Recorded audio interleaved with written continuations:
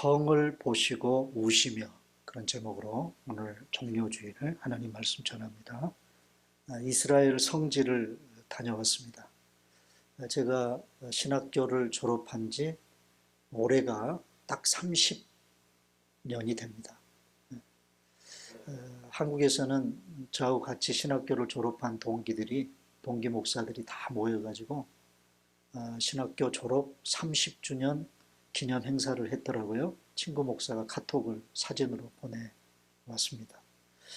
신학교에서 7년 동안 신학 공부를 하면서 공부를 했고, 또 성경을 읽고 공부하며 상상 속의 장소로 머리에 남겨두었던 성경에 등장하는 지역들을 돌아보면서 그래, 이래서 그렇게 기록이 되었구나, 그런 어떤 말을 마음속에 되뇌이며 이스라엘 곳곳을 돌아보았습니다. 시간이 좀 더 주어졌더라면 하는 그런 아쉬움이 남아요. 그것은 꼭 보고 왔어야 했는데 라는 그런 어떤 가보지 못한 지점들이 참 아쉬움으로 많이 남습니다. 거기를 왜 안 보고 왔지? 이런 생각들이 계속 돌아와서도, 꿈속에서도 내가 가보고 싶었던 곳을 막 돌아다니는 것 같은 그런 꿈을 막 꿔요. 돌아와서 아까 말씀드렸듯이 저희 두 부부는 꼼짝 못하고 들어누웠습니다. 온 몸이 쑤시고 열이 나요. 지독한 독감. 성지 순례값을 톡촉이 치렀습니다. 이스라엘 성지 순례의 절정이라고 말하는 마지막 날, 예루살렘 순례의 길은 그야말로 가슴이 찢어지는 아픔의 발걸음이었습니다.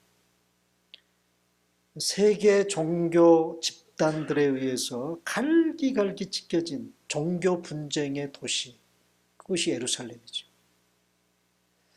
예루살렘은요, 그 소위 월드 시티라고 말하는 성전산이 있는 그것을 중심으로 각 세계의 종교 종파들을 위해서 다 구역이 분할이 돼 있어요. 분할이. 그래서 자기가 속한 종교 지역 안에서만 들어가서 어떤 종교 행사나 이런 것들을 할 수 있습니다. 유대인과 팔레스타인들이 지금도 총뿌리를 겨누고 첨예하게 대립하고 있는 분단의 도시가 예루살렘. 동서로 나누어져 있습니다. 서쪽은 예루살렘, 서예루살렘, 그건 유대인 지역이고요. 그리고 동쪽은 동예루살렘인데 그쪽은 팔레스타인 지역. 성지를 찾아온 사람들을 대상으로 물건 하나라도 더 팔아먹기 위해서 싸다를 외쳐대는 상업주의가 판을 치는 도시. 돗대기 시장 같은 그런 도시. 그래서 정말 좀 안 좋은 그런 이미지들이 참 많이 각인이 됐어요. 이번에 성지순례 갔다 오면서. 그럼에도 불구하고 그것이 우리 주님께서 십자가에 달려 나의 죄값을 치러주신, 나를 구속해 주신 그 구속 역사의 무대이기에 한 번은 꼭 가보아야 할 곳이 아닌가 싶습니다. 기회가 되시면 여러분, 내가 꼭 한 번은 그곳을 갔다 와봐야 되겠다는 그런 마음을 가지시고 한번 계획들을 한번 가져보실 수 있기를 바랍니다. 오늘 본문이 기록된, 이야기가 시작되는 지점이 오늘 본문이 기록되어 있는 누가복음 19장 28절부터 시작이 되어지죠.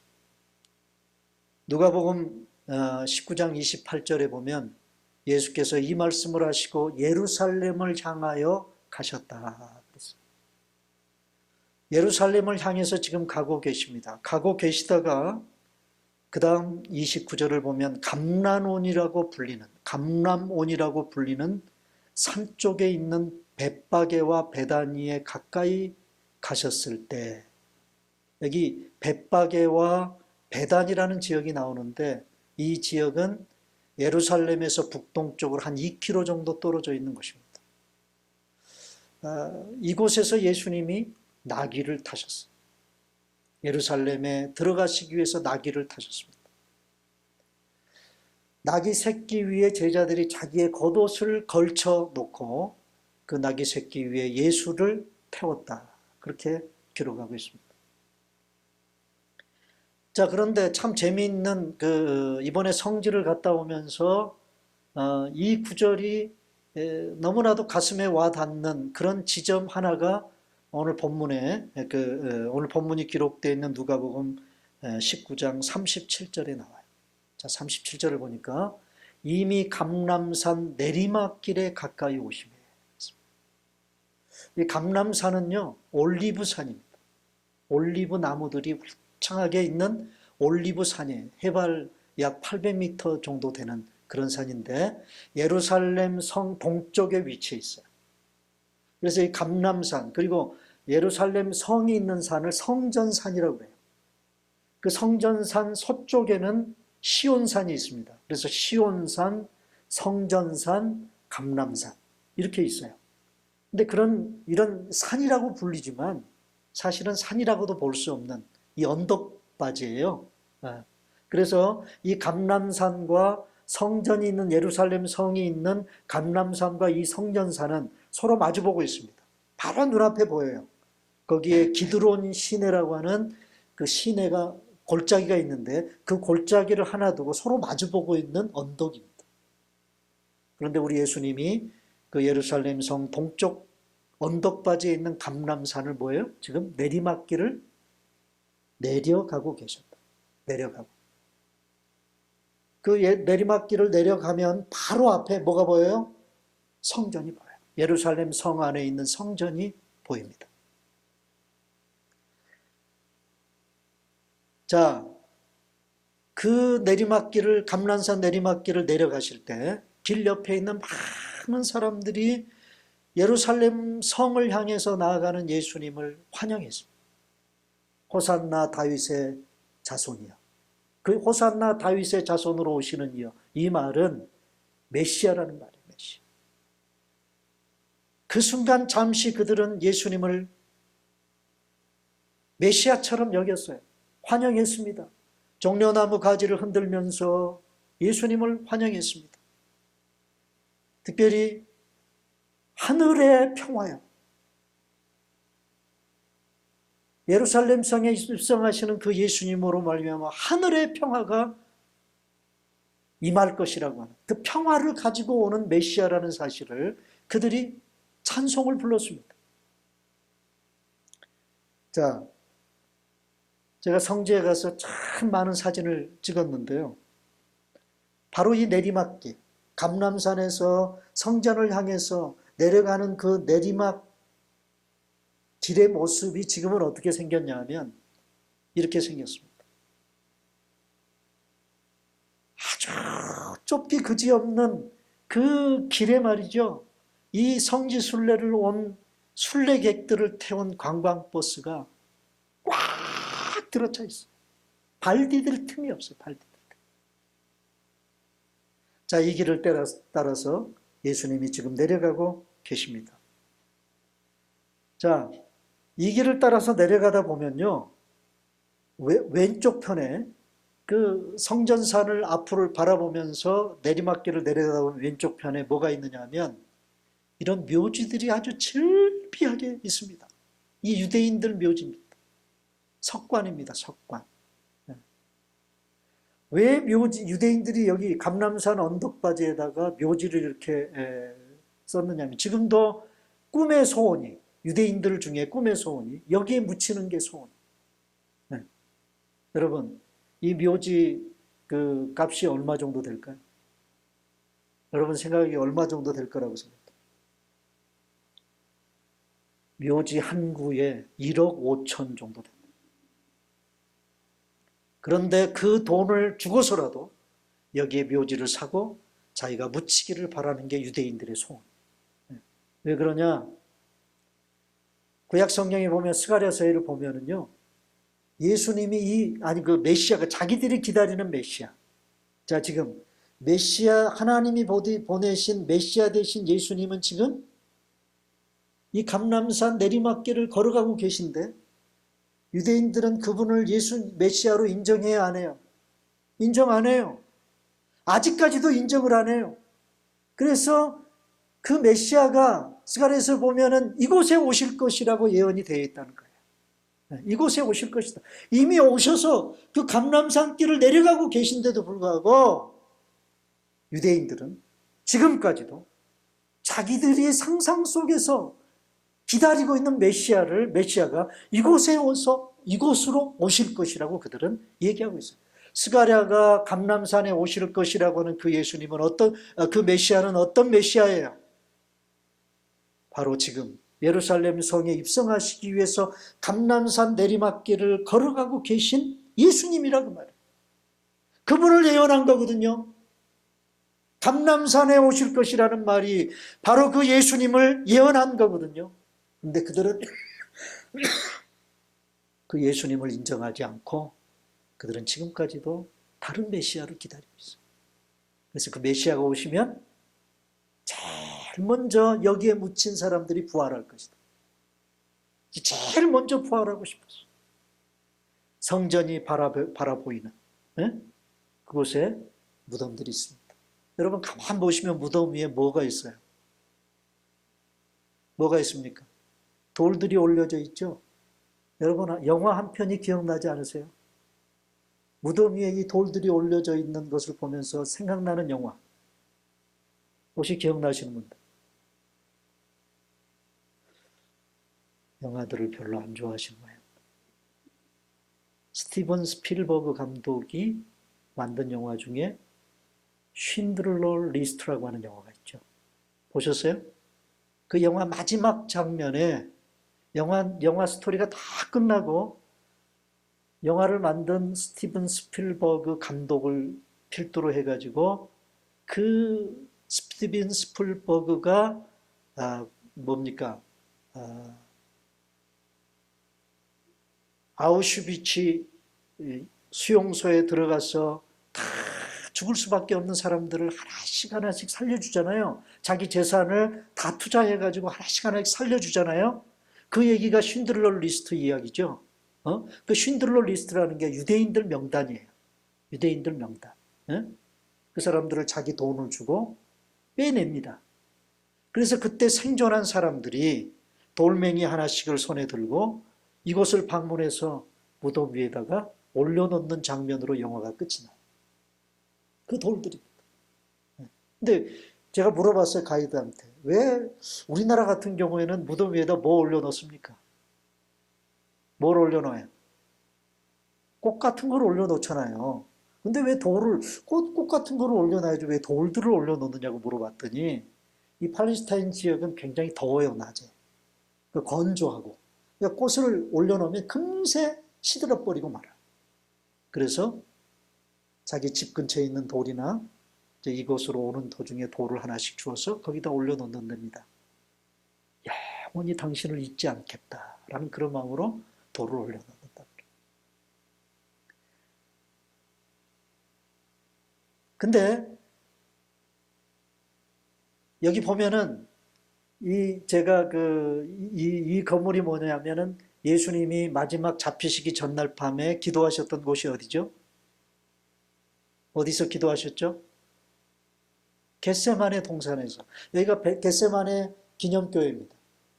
그 겟세마네 기념교회에서 이 겟세마네 기념교회는요, 이제 기드론 시내, 기드론 골짜기 바로 위에 있어요. 바로 위에. 그러니까 여기서 나와서 골짜기를 이렇게 건너면 바로 성전산으로 올라가는 언덕바지가 또 나오는 거예요. 네. 그러니까 그 감람산 제일 밑부분이죠. 거기서 제가 그 성전 예루살렘 성곽을 바라보면서 사진을 찍었습니다. 자, 밑에 부분에 보면요. 밑에 부분에 보면 여기 보이시는지 모르겠어요. 이게 지금 뭐냐? 뭐죠? 회교. 그러니까 예루살렘 성전이 세워져야 할 그 자리에 성전이 있어요, 없어요? 없어요, 지금은. 그럼 거기에 뭐가 세워져 있어요? 이슬람 사원이 세워져 있어요. 모스크가 세워져 있어요. 그러니까 유대인들 입장에서는요, 그 장면을 바라보면 속이 끓을까요, 안 끓을까요? 자기들이 섬기는, 하나님을 섬기는 예배 장소가 세워졌어야 되는데, 그 해교도들이 이스라엘 이 성지를 장악한 후에 그 성전터를 다 밀어버리고, 거기다가 뭐예요? 자기들의 사원을 세웠다. 지금도, 그래서 저게 진짜 황금이랍니다. 황금돔이랍니다. 그래서 그 감람산 중턱에서 이렇게 보면요, 그 황금 노란 반짝반짝거리는 황금 돔만 보여요. 그런데 바로 옆에 문 하나가 있어요. 이 문이 무슨 문이냐면은 소위 성경에는 미문이라고 나와요. 미문. 네, 미문. 이쪽이 동쪽입니다. 동쪽. 예루살렘 동쪽이에요. 그러니까 동쪽 맞은편 언덕이 바로 뭐예요? 감람산이에요. 감람산. 이 동쪽이, 그래서 동문이라고도 그러고요. 미문이라고 그래요. 자, 미문 그러면 생각나는 성경의 사건이 뭐죠? 미문. 그렇죠. 사도행전 3장에 성전 미문 앞에 앉아있는 안진뱅이를 베드로와 요한이 기도하러, 성전에 기도하러 올라가다가 내게 은과 금은 없지만 내게 있는 것으로 내게 주노니 나사렛 예수의 이름으로 일어나 걸어라. 그랬더니 벌떡 일어나서 걸었. 그런 이적을 일으켰던 현장, 그 현장이 바로 이곳입니다. 미문. 그런데요, 참 재미있는 게 성문이면 문이 있어야 되잖아요. 그죠? 문은 있어요. 양옆에 두 개의 문이 있어요. 그래서 한쪽 문은요, 왼쪽에 있는 문은 자비의 문이고요, 오른쪽에 있는 문은 회개의 문이에요. 그런데 그 문이 막혀 있습니다. 막혀 있어. 누가 막았을까요? 누가? 모슬렘들이 막았어요. 막아버렸어. 왜 막았냐? 유대인들이 기다리는 메시아가 이곳으로 들어올까 봐. 겁이 나가지고 그것을 막아버렸어. 그래서 지금도 막혀 있습니다. 그런데 이것이요, 구약 성경에 예언이 되어 있습니다. 에스겔서에. 이 성이 닫히리라. 하나님이 이 성을 들어오시고 이 성이 닫히리라. 여러분, 예수님이 지금 갈라산 내리막길을 내려오고 계세요? 내려오고 계세요? 그래, 내려오셔서 예루살렘 성으로 들어가셨을 때 바로 이 문으로 들어가셨습니다. 이 미문은요, 성전으로 들어가는 문이에요. 지금은 황금문이라고 그렇게 부릅니다. 동문 또는 황금문. 왜 황금문이라고 부르느냐? 동쪽에서 해가 뜨면 반짝반짝 빛나기 때문에 황금문이라고 그렇게 불러요.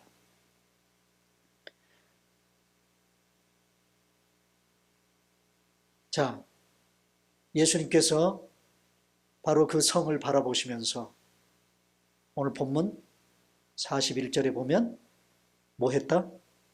그 성을 바라보시고 우셨다고 기록하고 있습니다. 이 성을 바라보며 눈물을 흘리셨어요. 여러분, 바로 이 감난산 내리막길 중턱에서 예수님이 우셨던 그 지점일 것이라고 추정되어지는 그곳에서 예루살렘 성을 이렇게 내려다보면 이런 장면이에요. 바로 그 중턱에서 제가 찍었습니다. 뭐만 보입니까? 모스크, 회교 사원만 보입니다. 반짝거리는. 그리고 그 밑에 예루살렘 성벽이 쭉 있죠. 그런데 참 재미있는 것은요, 아까 우리가 보았던 그 겟세마네 기념교회 앞에서 제가 찍은 사진에 그 미문이라는 그 문 앞에는요, 여기도 나옵니다만은 이게 다 뭐냐 하면 무덤입니다. 이게 다 무덤이에요. 근데 이 무덤은 어떤 무덤이냐? 누구 무덤이냐? 누구 무덤일 것 같아요? 여기 감람산 언덕 쪽에 있는 무덤은 유대인 무덤이고, 여기 예루살렘 자기들의 모스크가 있는 그 앞에, 성벽 바로 앞에 이 무덤들은요, 해교도들의 무덤이에요. 그 성벽 바로 앞에다가 해교도들이 자기들의 무덤을 다 거기다 묻었어요. 왜 그러냐? 왜? 유대인들 들어오지 못하도록, 그 황금문으로 들어오지 못하도록. 네.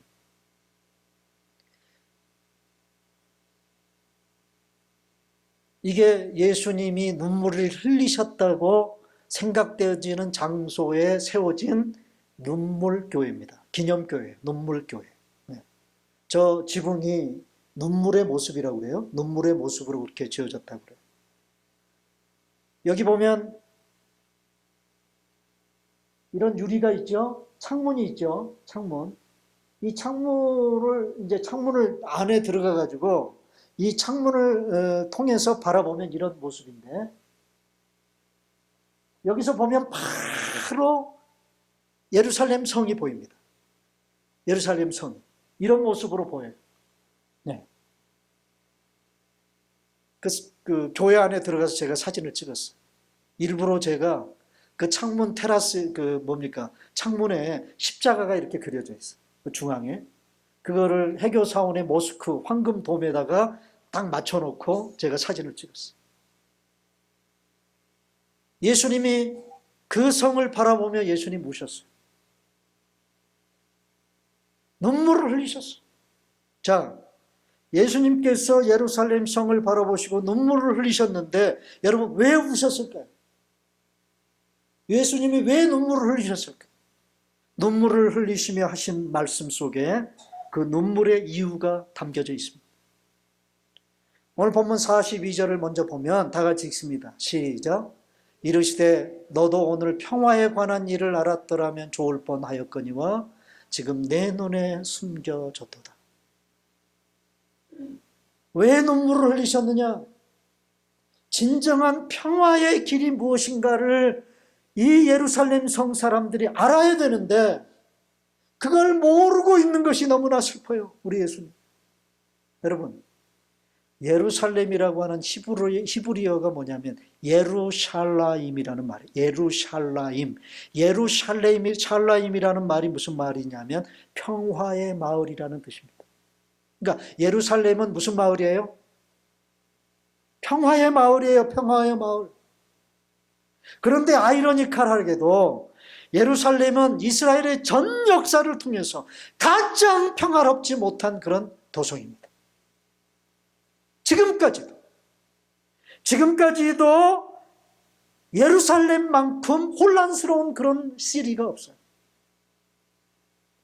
폭발하기 직전의 그런 도시죠. 예루살렘은 이름이 평화의 마을인데 정작 평화의 길을 그들은 알지 못했습니다. 그들은 항상 하나님과 불화했습니다. 하나님을 거역했고 우상을 숭배했습니다. 그래서 하나님은 그들의 교만함을 심판하셨어요. 제일 먼저 예루살렘을 무너뜨리셨죠. 하나님이. 언제 무너졌습니까? 구약 성경에 보면 제일 먼저 예루살렘을 하나님이 무너뜨리셨는데 언제 무너뜨리셨죠? 바벨론 제국의 침공을 받아서 예루살렘 성전과 성곽이 다 무너집니다. 70년 바벨론 포로 생활을 하고 돌아온 유대인들이 예루살렘 성곽을 재건하고 예루살렘 성전을 다시 재건했습니다. 그런데 그 성전도 나중에 그 수르바벨에 의해서 재건된 성전터 위에다가 헤롯 왕이, 예수님 당시에 이스라엘의 왕이었던 헤롯 왕이 40년에 걸쳐서 엄청난 규모의 성전을 세웠어요. 그걸 제2성전이라고 그래요. 그런데 그 성전마저도 두 번째로 또 무너집니다. 이게 언제 무너졌을까요? 오늘 예수님께서 43절, 44절에서 그 성전이 두 번째로 무너지는 장면을 예언하시는 말씀이 오늘 본문의 말씀입니다. 이게 언제 무너졌느냐면 바로 주후 70년 로마 티투스 장군에 의해서 돌 위에 돌 하나도 남기지 아니하고 다 무너져 버리고. 왜 무너졌어요? 왜? 평화의 길을 몰랐다 그 말이에요. 평화의 길.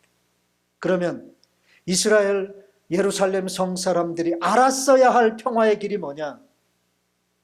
누가 진정한 평화를 가지고 오시는 분이에요? 그들도 알아요. 자신들이 기다리는 메시아가 평화를 가지고 올 것이라고 알아요. 그래서 예수님이 나귀 타고 예루살렘 성을 입성하실 때 그들은 하늘의 평화라고 외치며 예수님을 환영했어요. 그런데 그 환영의 소리도 잠시 바로 예수님을 십자가에 못 박아 죽이라고 그들이 아우성을 쳤죠. 진정한 평화의 길이 무엇인지를 그들은 몰랐습니다. 여러분, 예수님이 말씀하셨어요. 내가 곧 뭐다? 내가 곧 진리고 내가 곧 길이다. 네? 내가 곧 길이다. 여기 평화에 관한 일이라는 말은 평화에 관한 길, 평화를 얻는 길, 그것을 너희들이 알았어야 되는데 그걸 몰랐다.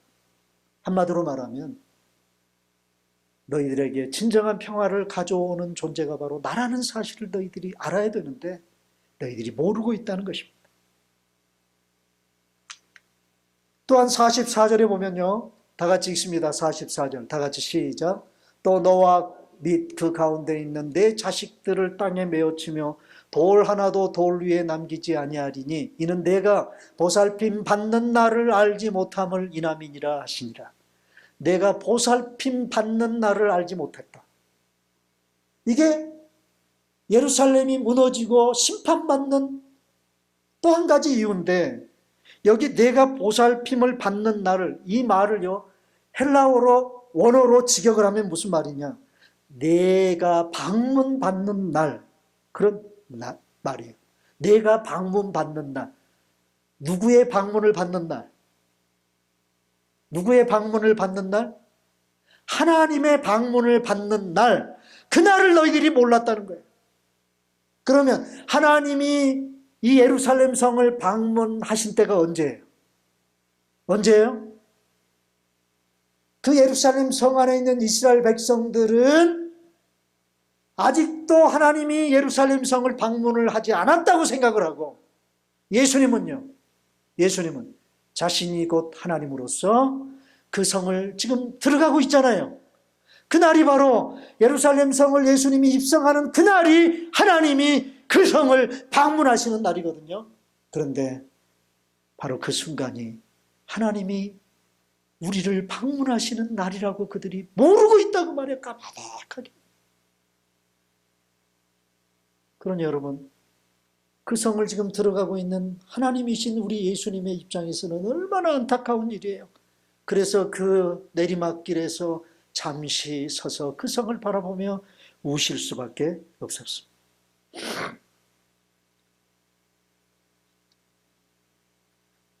결국 그래서 그 예루살렘 성은 심판을 받았습니다. 어떻게 심판받았습니까? 43절에 보면 다 같이 읽습니다. 날이 이를지라 내 원수들이 토둔을 쌓고 너를 둘러 사면으로 가두고. 여기 내 원수들, 여기서 말하는 내 원수들은 로마를 가리킵니다. 당시 팔레스타인 지역을 다스리고 있던 제국인 로마입니다. 그들이 예루살렘을 침공해서 토둔을 쌓았다. 성 주변을 공격하기 위해 토성을 쌓는 거예요. 토성을. 네? 토성.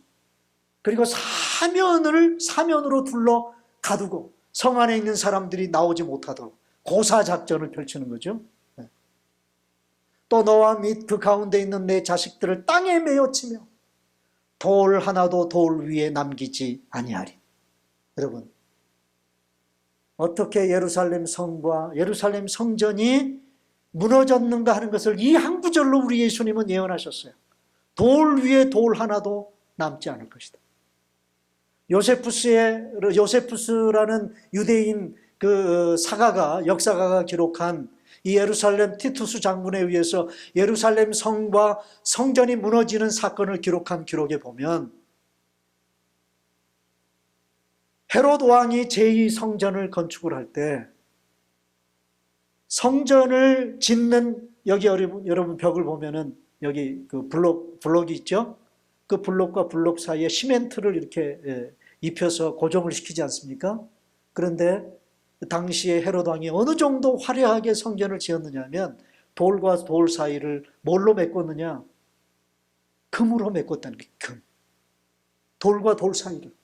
그래서 로마 군인들이 침공을 했을 때 그 돌과 돌 사이에 있는 금을 떼어내기 위해서 그 돌들을 다 허물어뜨렸더라. 그래서 흔적도 없이 다 허물어버렸어. 흔적도 없이.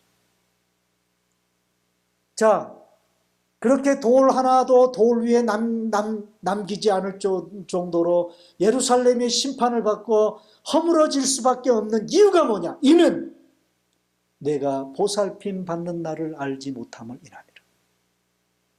하나님의 아들이신 메시아가 이 성을 방문한 그날을 너희들이 까마득하게 모르고 있다.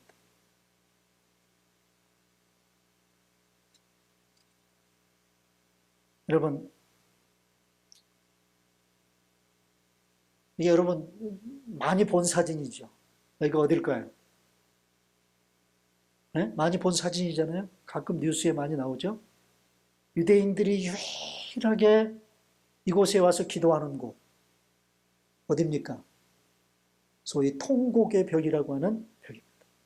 이 로마 티투스 장군이 예루살렘을 장악하고요, 모든 것들을 다 성전까지도 다 무너뜨렸어요. 근데 유일하게 예루살렘 성벽 중에서 여기만 남겨놨어요. 여기만. 네. 그래서 유일하게 이게 서쪽입니다. 예루살렘 성벽의 서쪽이, 우리가 동쪽을 봤죠. 감람산 건너편의 동쪽을 봤는데 이게 서쪽이에요. 건너편의 서쪽. 유일하게 남겨져 있는 이 성벽. 주 70년에 예루살렘 성벽이 다 해파되고 난 후에 유대인들은 예루살렘에 살 수가 없었습니다. 다 추방했습니다. 로마가 다 추방했어요. 250년 동안 유대인들이 예루살렘에 들어갈 수가 없었어요. 250년 후에 유대인들이 로마 당국에 협상을 해서 제발 우리가 1년에 한 번만은 꼭 예루살렘을 방문하게 해달라 간청을 해서 허락을 받아가지고 1년에 한 번 그 후로부터 그들이 예루살렘을 방문해서 유일하게 남아있는 그 예수님 당시에 남아있었던 성벽인 이 예루살렘 서쪽 벽, 지금도 불려지는 이름이 바로 웨스턴 월, 서쪽 벽이란 말이에요. 서쪽. 근데 여러분 보시기에 지금 이 높이가 한 13m 된다고 그래요. 그런데 사실은요, 그 밑으로 약 17m 되는 높이의 성벽이 그 밑으로 더 있어. 땅 밑으로. 그러니까 예수님 당시에 그 성벽 흔적을 보려면 터널로 들어가야 돼. 터널로. 지금도 이 통곡의 벽 밑에 터널이 있다고 그래요. 터널이. 가보고 왔어야 되는데 여기를 못 가보고 온 게 얼마나 한스러운지. 들어가 보고 왔어야 돼. 가끔요, 이 이스라엘 그 총리가 그 팔레스타인 사람들 그 뭐라 그러죠? 뭐라 그래요? 엿먹인다고 그러나요? 그러기 위해서 가끔 이 터널 속에 들어가서 그 내각 회의를 한답니다. 내각 회의를. 그래서 총리가 그 국회의원들을 데리고 들어가서 이게 내각 회의를 하면요, 팔레스타인들이 아주 난리. 왜 그러냐? 자기들의 모스크가 있는 그 밑에 들어가서 회의를 하니까 이 팔레스타인들이요, 뭐 데모하고 막 난리를 피운다 그래. 그런 곳이.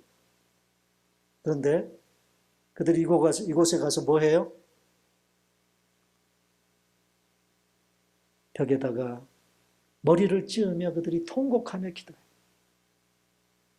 기도하면서 기도만 하는 게 아니라 자기들의 소원을 적은 그런 소원의 글을 종이 쪽지에다가 적어가지고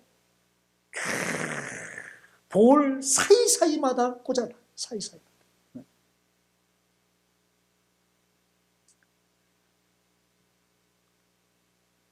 제가 그 통곡의 벽 밑에서 하늘을 쳐다보며 사진을 찍었습니다. 어떤 의미로 찍은 사진이냐? 야, 이놈들아, 벽을 향해 통곡하지 말고 하나님을 향해 통곡을 해야지. 에? 여러분, 이들이 통곡하며 흘리는 눈물의 의미와 예수님께서 감람산 내리막길을 내려가면서 그 예루살렘 성벽을 바라보며 우셨던 예수님의 눈물의 의미가 같을까요? 절대로 같지 않죠.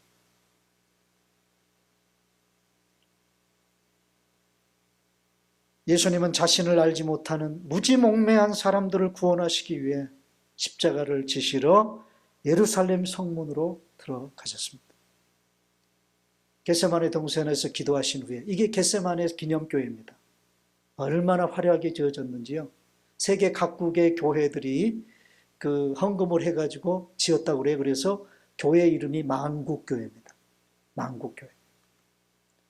그 만국교회 앞에서 제가 예루살렘 성을 바라보며 찍은 사진. 이게 감람나무입니다. 예루살렘 만국교회 앞에 올리브 가든이 있어요. 이게 한 몇백 년 된 그런 올리브 나무라고 그래요. 그런데 그 가이드 말을 들어보니까 이 나무들이 다 예수님 당시에 있었던 감람나무들이 새끼친 나무들. 새끼친. 네. 그래서 이 감람나무는 뿌리가 뻗어가면요.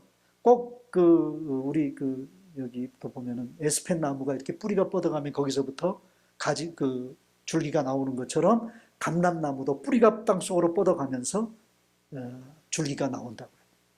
그런 나무라고요. 예수님은 여기서 체포를 당하셨습니다. 그 감람산의 겟세마네 동산에서 체포를 당하셔서 아까 우리가 살펴보았던 예수님이 감람산 내리막길을 걸어서 성을 보고 눈물을 흘리시고 쭉 기드론 시내를 건너서 골짜기를 건너서 예루살렘 성으로 들어가셨을 때는 미문으로 들어갔어요. 황금문으로.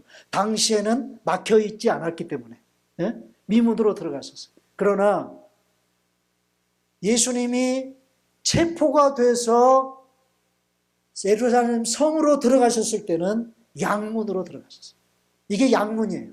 그 양문으로 들어가는 언덕길입니다.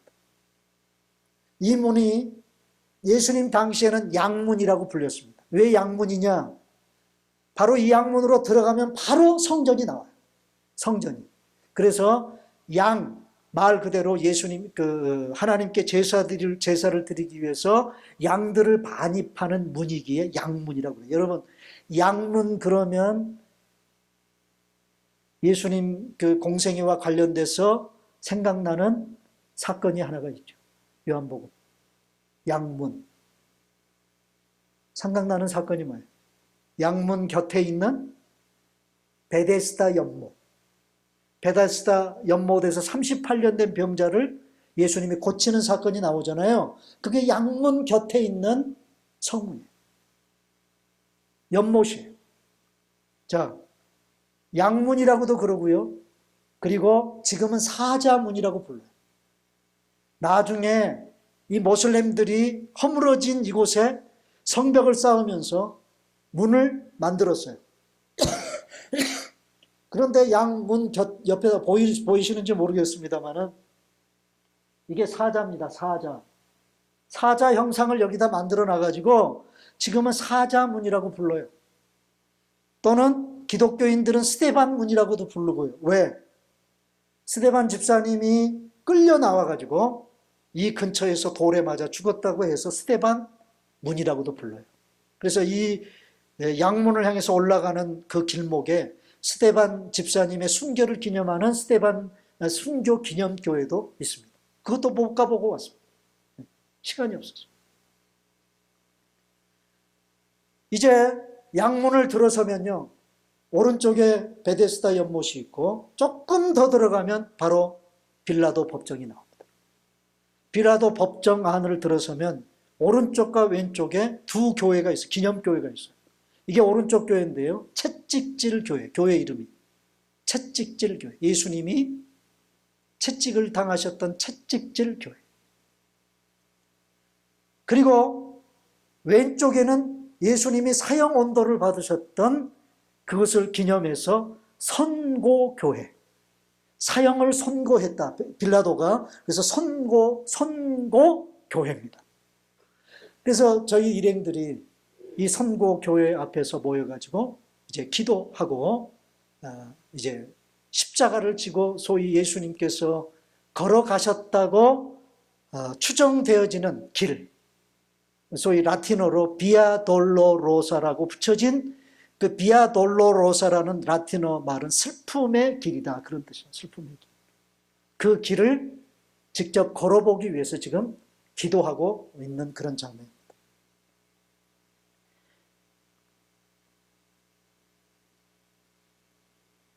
열 분의 목사님과 사모님들이 그 빌라도 법정 그곳이 완 스테이션이에요. 그러니까 예수님이 골고다 언덕에서 십자가에 못 박히시는 그 지점까지 14개 스테이션으로 지점마다 스테이션을 만들어 놓고 옛날 그 중세시대의 수도사들이었던 성 프란시스 수도회 사람들이 그런 스테이션을 만들어 놓고 수도사들이 직접 이렇게 십자가를 메고 올라가는 것처럼 십자가를 메고 그 길을 걸어가면서 명상을 하고 묵상을 하고 예수님의 고난의 의미를 되새겼던 그런 전통이 지금까지도 남아 있어요. 바로 그 스테이션마다 목사님들, 사모님들이 번갈아 가면서 그 짧은 구간을 십자가를 직접 메고 올라가는 거예요. 어떤 목사님이 사진을 찍었는데 초점을 잘 안 맞춰줘가지고 좀 후리하게 보이지만 제가 십자가를 메고 지금 올라가고 있습니다. 제가 메고 저희 집사람은 뒤에서 십자가를 거들고. 이게 비아 돌로사 길입니다. 제가 잠시 멈췄던 스테이션이 7번째 스테이션. 이 7번째 스테이션이 어떤 곳이냐면 바로 예수님이 이 비아 돌로사의 길을 걸어 십자가를 메고 올라가시면서 3번 쓰러지셨다고 그렇게 전승에 내려와요. 3번. 근데 2번째 쓰러지신 그런 지역입니다. 그 다음에 우리 고마리 사모가 이때 우리 고마리 사모가요. 자기 못 올라가겠다. 너무 아파가지고. 네. 근데 제가 억지로 끌고 올라갔습니다. 억지로.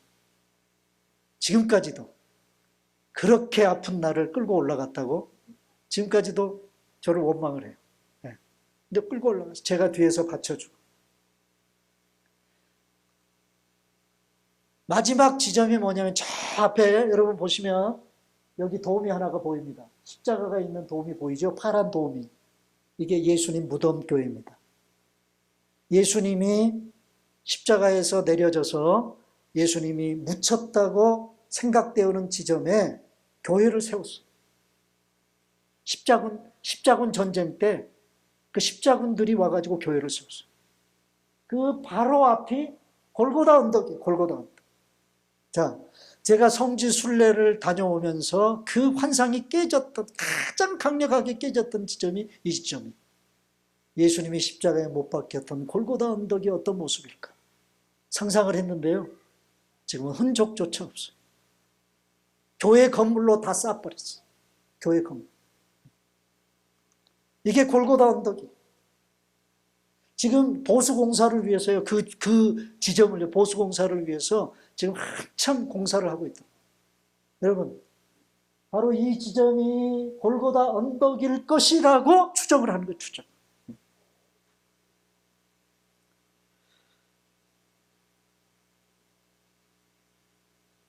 아까 제가 졌던 그 십자가, 나무 십자가잖아요.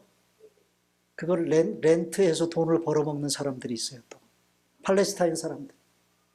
가만 보니까 우리 한국 사람들만 성지순례 가는 한국 사람들만 이거 메고 올라가는 것 같아. 네. 근데 이게 얼마일 것 같아요, 여러분? 이 렌트비가 얼마일까? 60불이에요. 60불. 60불에 렌트한 십자가지만 그 십자가를 어깨에 메고 짧은 구간을 걸으며 이런 생각을 했습니다. 내가 평소에 그렸던 비아 돌로로사의 환상이 깨졌어. 그야말로 돛대기 시장이었어. 왜 돛대기 시장일까? 길 양편에 빽빽하게 들어서 있는 기념품 상점들과 자기들이 팔아먹으려고 하는 상품 하나라도 팔아먹으려는 상인들은 십자가를 지고 가는 우리들에 대해서 관심이 없었습니다. 저 그림에도 사진에서도 나오듯이 우리 고마레 사모가 가는데 팔짱 끼고 옆에 지켜보고 있는 그 상점 주인의 모습, 저게 다 팔레스타인들입니다. 회교도들이에요. 성지 순례 온 사람들을 상대로 장사해먹는 팔레스타인들. 양옆에 이런 상점들이 빽빽하게 들어서 있어요. 그래서 물건 사라고 외쳐대는 상인들, 올라가고 내려가는 순례객들, 발 디뎌 놓을 틈이 없어요. 저야 십자가 지고 우리는 찬송 부르면서 올라가는데요. 여러분, 제대로 십자가의 은혜를 음미하면서 올라갈 수 있겠어요? 올라갈 수 없었어요. 여러분, 우리 예수님이 이 십자가의 길을 십자가 메고 올라갈 때 얼마나 옆에 있는 사람들이 돌멩이질을 하고 침을 뱉고 야유를 하고 욕을 하고 그렇게 했습니까? 그런데요, 제가 그 느낌이 팍 오더라고요. 장사해 먹는 데만 관심이 팔려 있는 그 아랍 상인들이 우리들을 바라보면서 비웃는 것 같은 느낌이 들었어요. 비아냥거리고 비웃는 것 같은 느낌이 들었어요. 조금이지만 예수님이 당하셨던 그 치욕을 잠시나마 느끼는 그런 느낌을 가질 수가 있었습니다. 2000년 전 이 길을 십자가 지고 처음 가셨던 예수님을 향해서도 이 양옆에 사람들이 돌을 던지고 침을 뱉고 욕을 하고, 예수님을 아는 길만이 평화의 길인데, 저들에게도 예수님이 필요한데, 예수님께서 두 번째 이곳을 방문하실 때는 그야말로 뭐예요? 심판인데. 그야말로 심판인데. 이런 생각을 하니까 정말 가슴이 미어졌습니다. 가슴이 미어졌어요.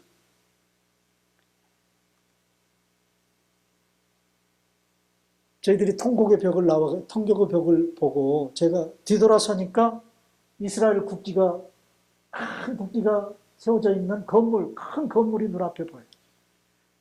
무심코 제가 이걸 사진을 찍었습니다.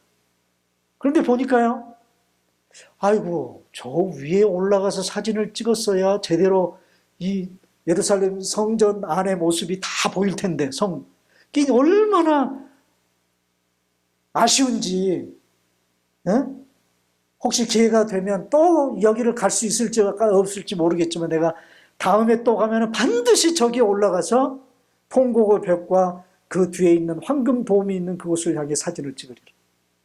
그러고 나서 나중에 와서 보니까요, 여기 뭐라고 글씨가 써져 있냐고 보면은 에쉬하토라 월드 트레이스 센터라고 돼 있어요.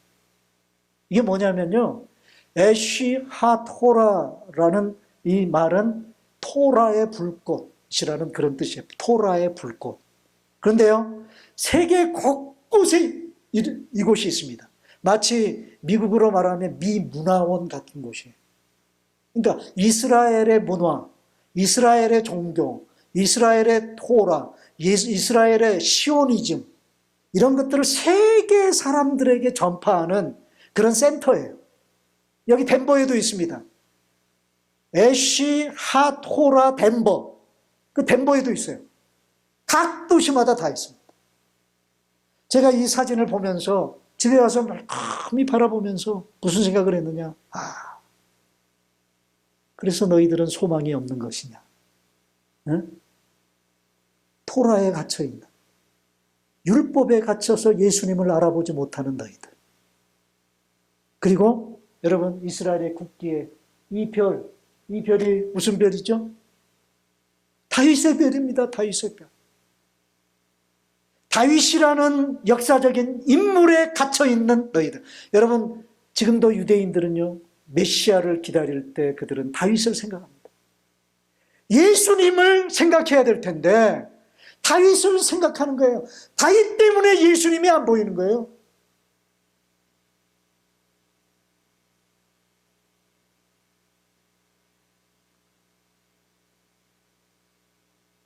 제가 꽃 하나를 찍었습니다. 이 사진을 찍으면서도 이때 제가 망원 렌즈를 앞에다 달고 이 꽃을 찍었어야 되는데 그걸 안 달고 찍어가지고 꽃이 조그맣게 보이죠?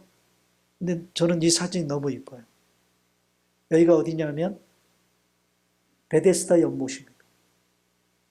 베데스다 연못가 지금은 다 폐허로 돼 있어요. 다 폐허예요. 거기 연못가 한켠에 이름 모를 들꽃 하나가 피어 있었어요. 저 그것을 찍으면서 이런 생각을 했습니다. 2000년 전 우리 예수님이 38년 된 병자를 고치실 때 그때의 그 현장을 너는 아냐? 그러면서 그 30대 병자가 누구와 같이 여겨졌느냐? 지금의 이스라엘 백성들처럼 여겨졌어요. 자기 힘으로는 그 연못에 들어갈 수 없어요. 그 연못에 물이 동하면 천사가 내려와서 물을 동해요. 물을 막 흔들어 놓아. 그러면 그때 들어가면 낫는다고 생각하는 병자들이 그 베데스다 연못가에 수두룩했습니다. 그런데 예수님이 이 38년 병자에게 찾아왔어요. 뭐라고 묻습니까? 내가 낫고자 하느냐? 예, 낫기를 원합니다. 그러자 예수님 말씀하십니다.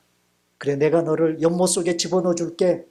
그렇게 얘기한 게 아니라 내 자리를 들고 일어나 걸어가라. 그 말이 떨어지지가 무섭게 38년 동안 한 번도 걸어보지 못했던 이 병자가 그 자기 자리를 들고 일어나서 벌떡 들고 일어나서 걸어가는 그 기적의 역사가 이 베데스다 연못가에서 일어났죠. 주님 만나야 치유되는데, 주님 만나야 평화가 주어지는데 그걸 지금도 그들은 모르고 있다는 말이에요. 평화의 길을 알지 못하고 예수님을 알지 못한 채 살아가는 불쌍한 영혼들을 향한 예수님의 눈물이 오늘 우리에게도 있어야겠습니다. 주님, 저들을 치료해 주옵소서. 38년 된 병자가 바로 저들입니다. 저들이 예수를 보게 하시고 저들이 예수가 메시아인 것을 알게 하옵소서. 여러분, 오늘 우리가 지금도 세계 예수 알지 못하는 이들을 향해 복음을 들고 선교해야 되는 이유가 여기 있어요. 세계 미전도 종족, 그것이 바로 예루살렘입니다. 아직까지도 예수 믿는 사람들이 3%가 되지 않는 그 도시가 예루살렘이라고 말해요. 주님을 알지 못하는 영혼들이 우글거리는 그곳. 여러분, 그것을 향한 선교의 마음을 다시 한번 갖고 오늘도 그 예수 그리스도를 메시아로 알고 나의 구원주로 영접하고 오늘도 그 골고다 비아 돌로로사의 그 길을 친히 십자가 메고 올라가셨던 우리 예수님의 구속의 은혜, 그 은혜에 젖어서 그 은혜를 모르는 사람들을 향해 주의 복음 전하고자 하는 마음의 결단들이 여러분들에게 있으시기를 주님의 이름으로 축원합니다.